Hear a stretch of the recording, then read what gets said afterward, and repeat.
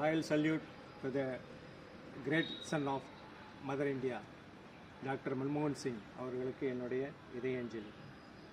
இந்தியாவின் பொருளாதார தந்தை, இந்தியாவின் பொருளாதார சீர்திருத்தவாதியான டாக்டர் மன்மோகன் சிங் அவருடைய பிஎம்ஸ் ஜேர்னி பற்றி உங்கள்கிட்ட ஷேர் பண்ணுறேன்.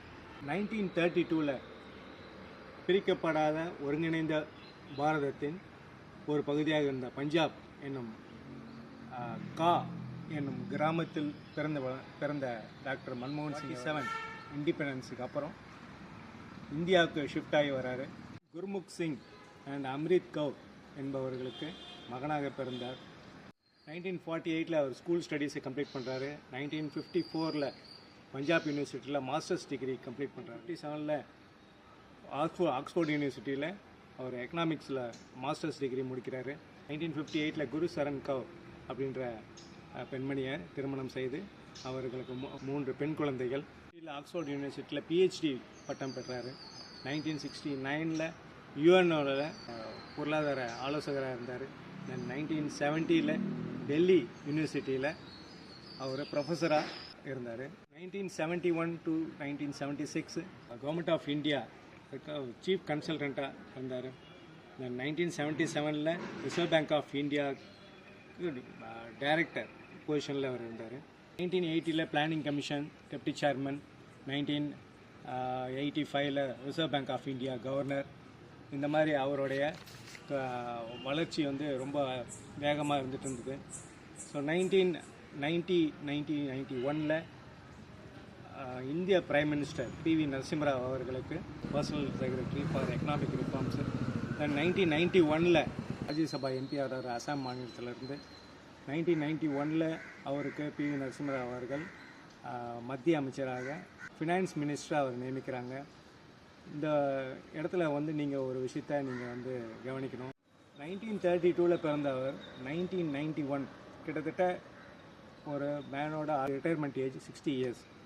அந்த 60 இயர்ஸில் இருந்து தான் அவருடைய வாழ்க்கையை மிகப்பெரிய அளவில் டிரான்ஸ்ஃபார்ம் பண்ணுறாரு. 1991 ஃபைனான்ஸ் மினிஸ்டர், ராஜ்யசபா எம்பியாக இருந்து வந்தவர்.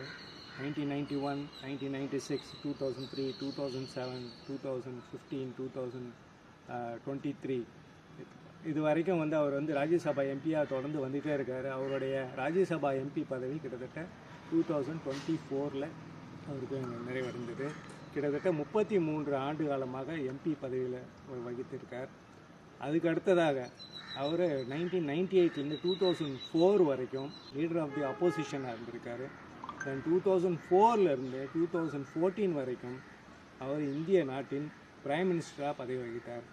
ஸோ இது மன்மோகன் சிங் அவர்களுடைய வாழ்க்கை நமக்கு என்ன மாதிரியான விஷயங்களை கொடுக்குதுன்னா, ஒரு சிறந்த படிப்பாளியாக இருக்கிற, சிறந்த அறிவாளியாக இருக்கிறவங்களுக்கு எந்த துறையிலையும் அவர் மிகப்பெரிய அளவில் அச்சீவ் பண்ணலாம். அதுதான் பிரைம் மினிஸ்டர் அப்படின்ற போஸ்ட்டும் அவர் அச்சீவ் பண்ணார். அவர் பிரைம் மினிஸ்டராக இருந்த 2004 2014 வரைக்கும் இந்த காலகட்டத்தில் சில ரெவல்யூஷனரி ரிஃபார்ம்ஸ் எல்லாம் கொண்டு வந்தார்.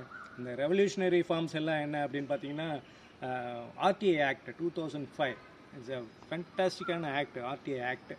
ஸோ ஒரு காமன் பர்சனும் ஒரு கவர்மெண்ட் ஆஃபீஸில் இருந்து டீட்டெயில்ஸை கலெக்ட் பண்ணுறதுக்கு வெறும் 10 rupees செலவில் அந்த டீட்டெயில்ஸை கலெக்ட் பண்ண முடியும் அப்படின்ற விஷயத்த எல்லா காமன் பீப்புளுக்கும் அதை ஒரு சாத்தியமாக்குனார். தென் 100 days வேஜஸ் அப்படின்ற விஷயங்களை அவர் கொண்டு வந்தார். 100 days வேஜஸ்னால பல கிராம மக்கள், விவசாயிகள், தொழிலாளர்கள் எல்லாருமே பயன்பெற்றாங்க இந்த 100 days வேஜஸ். தென் அவருடைய காலகட்டத்தில் காமன்வெல்த் கேம்ஸ் அது மிகப்பெரிய அளவில் இந்தியாவில் நடந்தது. தென் 2G ஸ்பெக்ட்ரம் அப்படின்ற விஷயத்தை இந்தியாவுக்கு கொண்டு அந்த 2G ஸ்பெக்ட்ரம் தான் இன்றைக்கி எல்லாம் பார்த்திங்கன்னா 2G 3G 4G 5G வரைக்கும் நிற்குது. ஸோ இந்த மாதிரியான பல விஷயங்களில் டாக்டர் மன்மோகன் சிங் அவர்கள் இந்தியாவுக்காக கொடுத்திருக்கிறார்.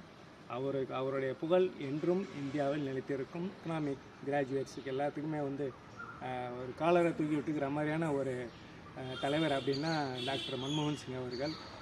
அவர் 92 இயர்ஸில் நிறைய சிறப்பாக வாழ்ந்து மறைந்திருக்கிறார். அவருக்கு என்னுடைய மனமாக இதை அஞ்சலி செலுத்திக் கொள்கிறேன். புகழ் வாழ்க. நன்றி.